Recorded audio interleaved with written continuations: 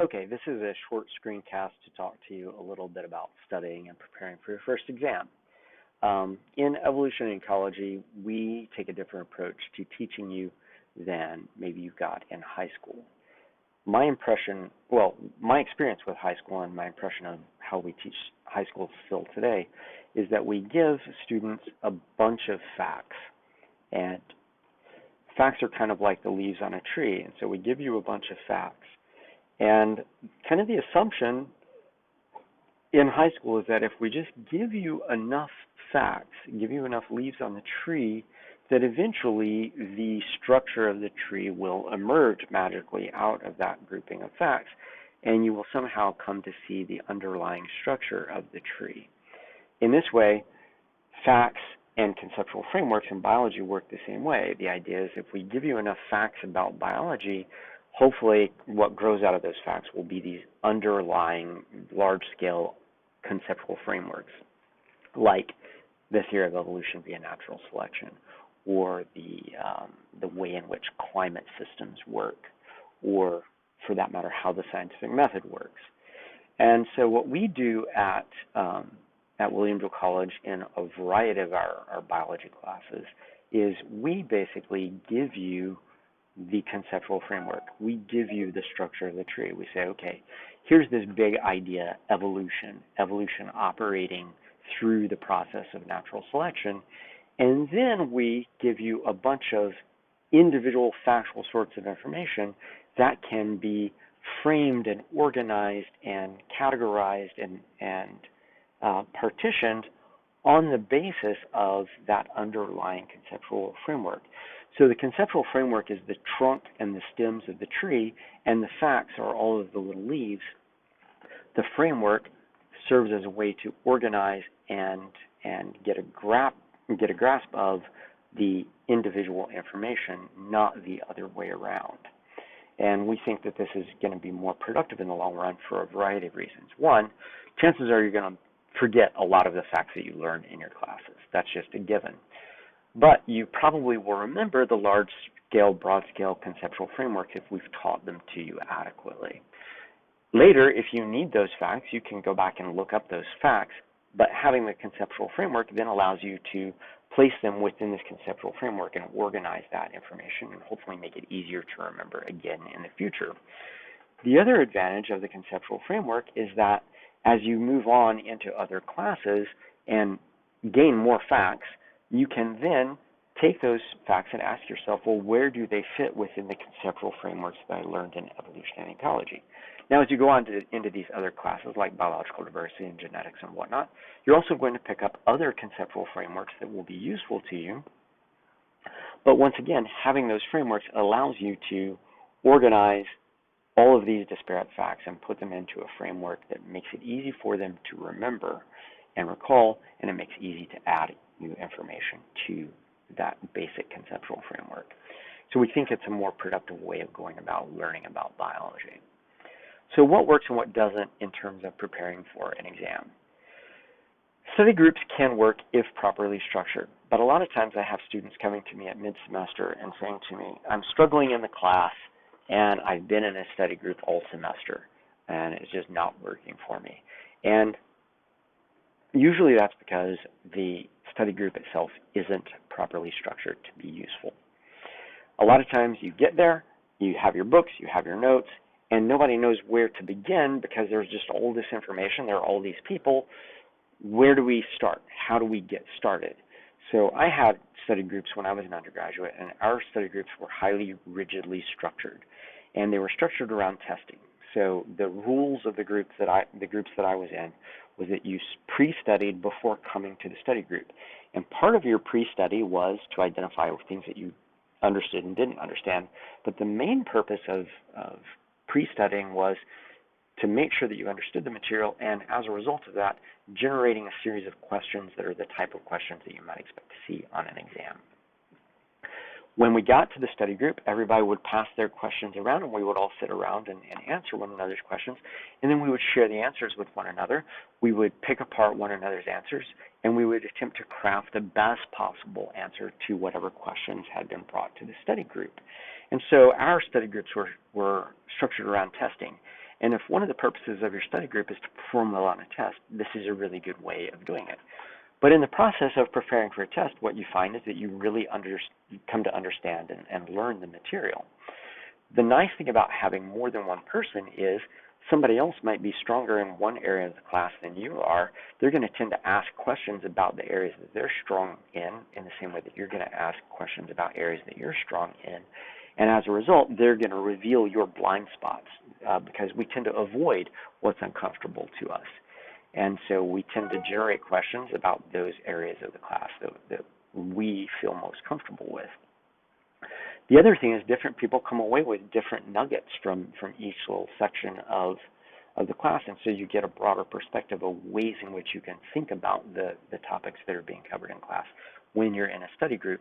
But once again, the study group should be structured around something where you have an agenda. We're in study group, this is what we're doing, this is how it's going to help us prepare for the test. Otherwise, they just devolve into either groups that are paralyzed by not knowing where to go, or they just evolve into socializing, and that's not really productive.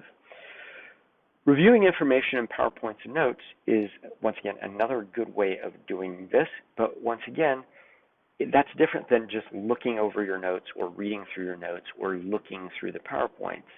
You have to do this in an active sort of way. If you just look through your PowerPoints, everything in the PowerPoints is going to look familiar to you because you've seen it already. You've seen it in class. You may have gone back and reviewed the video. So you've seen all of this information, but the question isn't, is it familiar to you? The question is, do you understand it and can you recall it?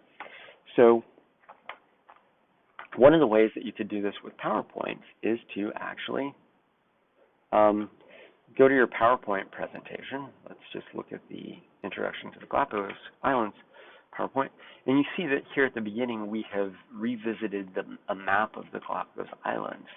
And so you look at this map and you're like, oh yeah, it's the map of the world, and you can see the Galapagos Islands are there along the equator. The equator is drawn on there. But then what's the significance of us calling attention to the fact that they are located around the equator? Well, we discuss this significance in more detail some slides later when we talk about solar radiation, how solar radiation, what that has to do with climate. Well, what does climate have to do with anything? Well, climate has to do with the terrestrial environment and plant productivity on the Galapagos Islands, and that has to do with the availability of seeds for birds, and that has to do with the evolution of birds' beak size, which is kind of the main focus of this case study. So when you see a map, don't just ask yourself, am I familiar with that map? Ask yourself, what does that map mean? Why did Dr. Judd or Dr. Kowinski put this map in this PowerPoint at this point? You'll also see that when we have figures, oftentimes if you look down in the notes section, so if you click on notes down here at the bottom of the screen, you see that we've actually written in some explanations. It doesn't occur on all of the slides, but it occurs on a good number of the slides. And these notes are to help you understand what's in the slide and why we put this slide in here to begin with when we're not in the room to tell you what that significance is.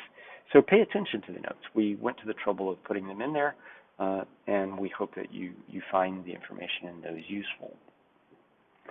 So as you're reviewing your slides, don't just review them. Don't just see if they're familiar. Interrogate them. Ask questions of them in the same way that you would ask questions of one another if you were doing testing.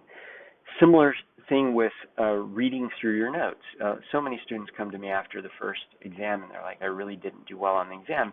The first thing that I ask them is, how are you studying? And they're like, well, I read through my notes. I'm like, okay, don't read through your notes. Well, why not? That's where the information is. I'm like, yeah, but you're just reading through your notes. As you're reading through your notes, everything looks familiar because you were in class, you took the notes. It feels familiar to you. But on a test, we're not asking you to be familiar with the information. We're asking you to know the information and repeat the information back to us. That's a totally different skill than just recognizing information. So you need to interact with your notes in ways that begin to lock this information into your long-term memory.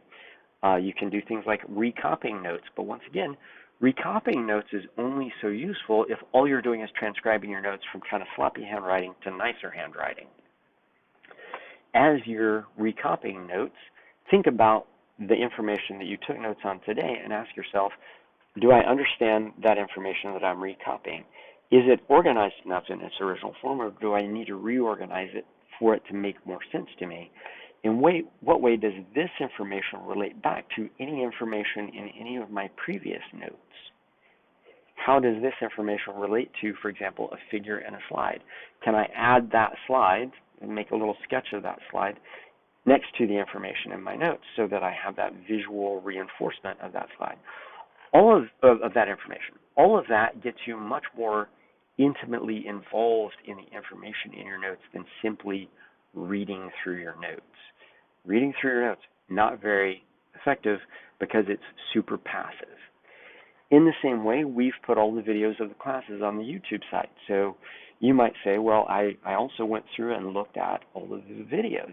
Well, if you have the video running and you're just watching it, that, once again, is a very passive thing. You might as well be watching Stranger Things on Netflix. Are you paying attention to it? Are you making sure that your understanding of what is going on in the lecture conforms to that thing that is going on in the lecture conforms to your understanding of that information? Are you using the videos to clarify things that you're unsure of as you were going through and recopying your notes, or when you took somebody else's quiz in a study group and you didn't know the answer to a question, are you going back to the videos to get the answer to that question? But simply just passively watching the video doesn't really gain you very much because it's, once again, a passive way of doing things that doesn't really get you intimately involved with the information. Take the factual information that we're giving you and apply that factual information to these larger conceptual networks. Why are we giving you that fact? How does that fact fit into my understanding of the theory of evolution via natural selection? How does that fact fit into understanding my idea of how the scientific method functions? How does this fact inform what I understand about how climate operates at a global scale? You'll remember those facts much better if you can place them in those conceptual frameworks.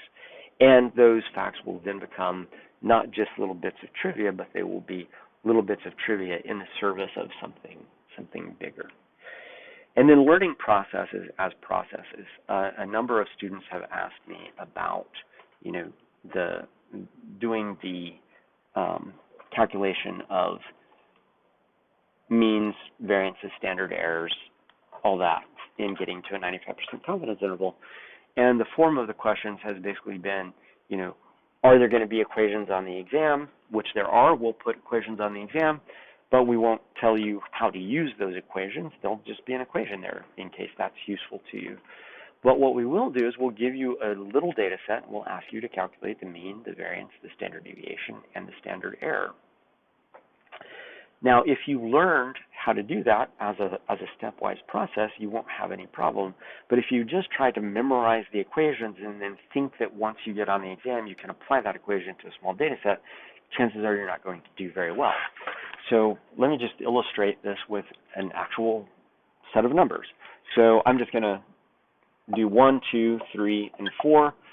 These are x values in a data set, and 5. X values in a data set, the first value, the second value, the third value, the fourth value, the fifth value.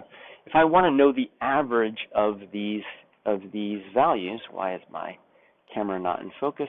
If I want to know the average of these values, I know that I just add them up. 5 and 4 is 9, 10, 11, 12, 13, 14, 15. And I divide by the number of values that are there, which is 5, and I get an answer of 3, and that's the mean. But all I did was I took all of the x values, I added them up, and I divided by the number of x values that were there. So I know what the equation for the sample mean is, not because I memorized the equation, but because I know how to calculate it. Well, how do we calculate the sample variance, S squared? Well, we take each value, we subtract the mean from it. For each of those values, we square it. this is minus 2 squared, minus 1 squared, 0 squared, 1 squared, and 2 squared, which is 4, 1, 0, 1, 4. I add those all up, that's 5 and 5 is 10, and I divide that by 1 fewer than the number of data values that I had in the first data set, because that's the degrees of freedom for variance. Whatever that answer is, that's S squared, but if we're going to write that in formula form, we write out what we did. Well, what did we do? Well, we took the X value, we subtracted the mean from it, we took those values and squared them, we added them up across the whole data set, and we divided them by 1 smaller than the total sample size. Once again, I can create the equation because I know how to calculate variance. I don't calculate variance by applying the equation to a set of data. If you are depending on seeing this on the exam and magically knowing what to do with a data set because you see that equation, chances are that question is not going to go very well for you. Practice the process, learn the process as a process, and then you can do everything you want. If we ask you for the equation, which we never will, I'll just tell you right now, we're not going to say, what's the equation for sample variance? I don't even do that in my applied stats class, where if any place you should know what the equation is, but I don't. I want you to be able to know how to do it. So, learn processes as processes. So, what are some things that don't work? Well, you can figure out that since I put these in a column this way, that there's going to be another similar column right next to it. So, study groups don't work if they're unstructured. Oftentimes they just result in being social gatherings, and you can socialize at other times. Socialize after you've studied. Looking over, reading over PowerPoints and notes. Once again, way too passive to be productive at actually learning the things that we're asking you to learn. Looking over PowerPoints and reading over notes doesn't get that information locked into your long-term memory. Learning factoids is standalone little items unconnected to these conceptual frameworks. You might be able to remember all the factoids, but you're not going to remember them on the long term, and they're not going to help you understand the conceptual frameworks, and we will be asking you questions about these broader conceptual frameworks. And then learning isolated portions of processes without integrating them into a process as a whole, those things tend to not work as well as learning processes as processes. So hopefully this is helpful to you. If not, let us know, and we can also maybe come up with some other ideas for ways in which you can prepare.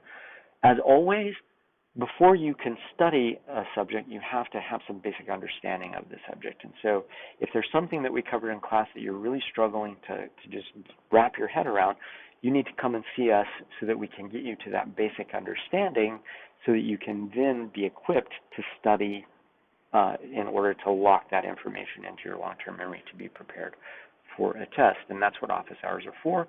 And so definitely come by and see us about those things that you truly don't understand. Practice the act of recalling information, because that's what a test ultimately asks you to do. We've told you before, and we reiterate it because people still keep asking us what's going to be on the test. What's going to be on the test is the stuff that we talk about in class. Don't go to your textbook and look at pages that we didn't assign for reading, because we're not going to go to other parts of the book and pull up questions from those parts just to get you on a test. We want you to learn the information that we presented to you in class because we felt it was important enough to present to you in class. We've limited the readings to certain pages, certain sections, because those sections are what's really relevant to what we're talking about in class. So trust us, we're not going to go dig up information that you haven't seen in class, but simply being familiar with that information is not the same thing as knowing that information. And on an exam, what you have to do is you have to know things, and you have to be able to demonstrate to us that you know things. So, that said, good luck as you prepare for your first exam.